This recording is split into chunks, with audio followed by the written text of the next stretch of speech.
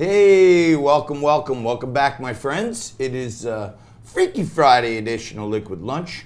You're watching Liquid Lunch on Newsmax TV. I'm John Tobacco. The Dow, as we speak, is raging. Last week there were all these tariff fears. There was a rebalance in some of the ETFs, and the markets looked a little shaky and bakey.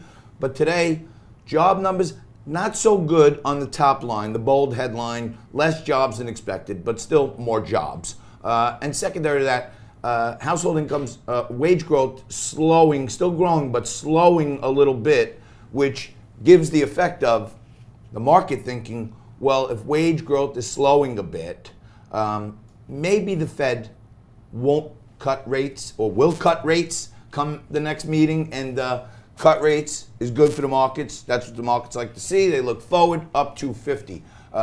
If you ask me, through 26,000, this thing's on a straight line back to 27,000. I think the Trump bump is coming back into effect little by little. Bitcoin just under 8,000, inching back up there again, and at 8,000 through there could be on a rocket back to 9,000. Also, same kind of resistance in both the Dow at 26 and Bitcoin at about 8,000. And the resistance is here, as always. My co-producer, my co-host, the managing editor of Liquid Lunch TV, keeps me honest and resists me on every silly little thing I want to do to amuse you. That is not true. I'm all for being a little bit of silly, but it's like putting salt on a steak. You can't put too much on, you spoil the steak. But John, the markets and the job numbers is certainly our big story this Friday morning. And that leaves us as we look around the world, around the country, and in your neck of the woods. Here's what's happening.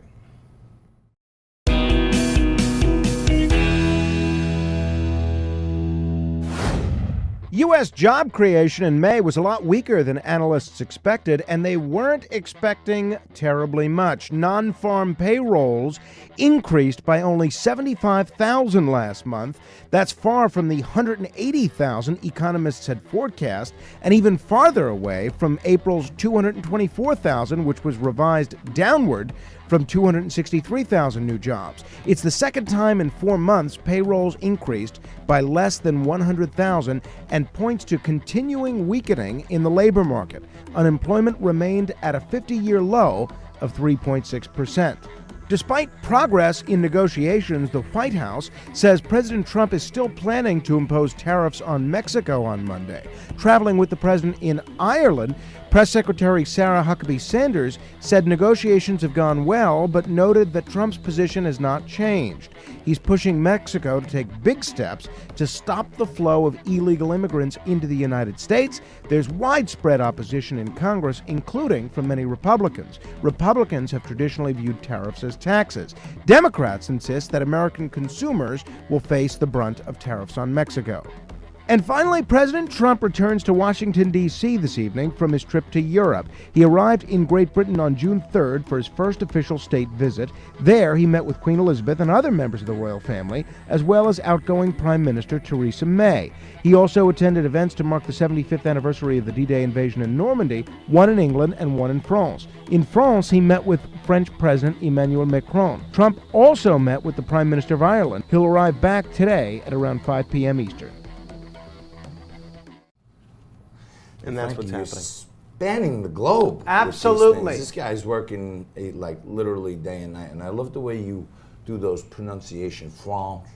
Well, that's how the Macron. French. That's how. You know what I mean? That's how the French pronounce it. White House. Well, you know, you have all these there's special a reason. pronunciations. There's a reason. There's an H there. The biggest story today: unemployment numbers about the same, 3.5%, 3.6%, but bigger than that, it's National Donut Day today. So usually we have a nice cold antipasto from Freddy's, or we have some sandwiches from Champ's Gourmet Deli.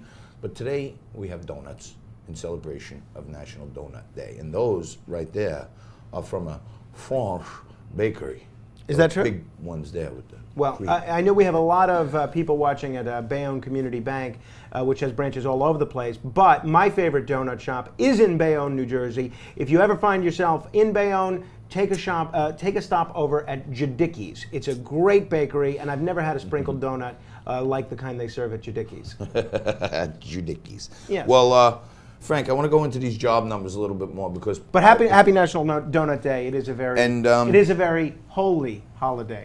Yeah, and it's also coincidentally National Nancy Pelosi Day, because a donut represents exactly her intellect. Oh, if you know me. what? Oh, I had to do it. I had to do it. Always got to get a dig in there. Yes. Always a cheap shot. These people are counting what on us. about to look for the cheap shots they're taking at us every day? You know, Maxine Waters, these others, they're calling deplorables. What about all this? Can I take a shot every so often? Well, I think you've exceeded the every so often quota.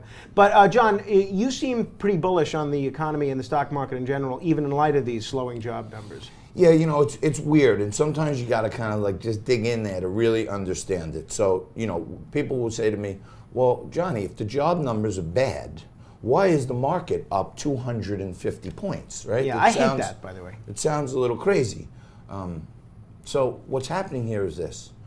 They're looking at inflation, the Fed, okay? And if more people are getting hired and more money is wages keep growing, then the Fed gets nervous about inflation, okay? And to cut that off, what they do is they tighten the money supply. So they raise interest rates a little bit, okay? If they're not worried about inflation, okay, then they may cut rates a little bit to spur the economy a little more. So the market is a forward-looking vehicle, and the market hates one thing, uncertainty. So when they put these correlations together, Frankie, they say, oh, wait a minute. If the wages are slowing a little, people are still, the unemployment's the same. That's good. Everybody's still employed. We're at... well, 96.5% of you are. Well, no. U6 is the much more important number.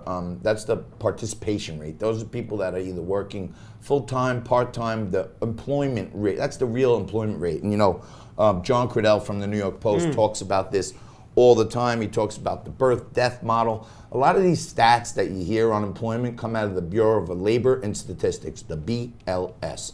And most of their stats, if you look at them, you can take out the L, because it's just BS coming out of them. What they do is they suppose, like I think next month they're going to suppose these thousands and thousands of new companies may be formed. They call it a birth-death model. And then some months they say, well, these many may have closed down. But U6 is at like 69%. So, you know, almost 70% of America is working. It's staying stable. Wages are growing, not so fast. That makes the market think, okay, maybe the Fed will cut rates if they're not worried about inflation. So, John, you've made a lot of accurate predictions when it comes to the economy, when it comes to sports. You called that Giants victory in the Super Bowl over the Patriots at a time when nobody had them beating the Patriots. That's right. But I'm curious, Monday is D-Day, not the actual D-Day like was yesterday, but it's Decision Day on tariffs. That's the deadline that the president has imposed for saying, Mexico, you better do something about illegal immigration or we're enacting a 5% tariff. Now, when we're here 3 days from now, will that be implemented? I would say yes. Okay, I don't know if we're going to know that by noon on Monday, but hopefully you'll be right there. We'll be right here. We'll still be on Newsmax at noon on Monday. But I think he's going to go in and hit him with a tariff because Mexico's not going to jump as fast as he wants. And the best way to do it is hit him with a taser a little bit. You want to wake him up and say, okay, well, now you're at 5. Now what do you want to do? That's the negotiation. I say by the end of next week, there's some tariffs on Mexico. And it's going to be interesting to see the president's coming back to Washington, D.C., as I mentioned earlier.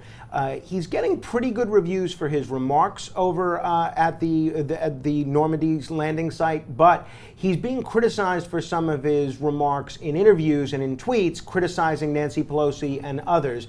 Something tells me you weren't bothered by this. Speaking of Nancy Pelosi, she's a zero. All right. I'll have a donut on that one. Fair enough.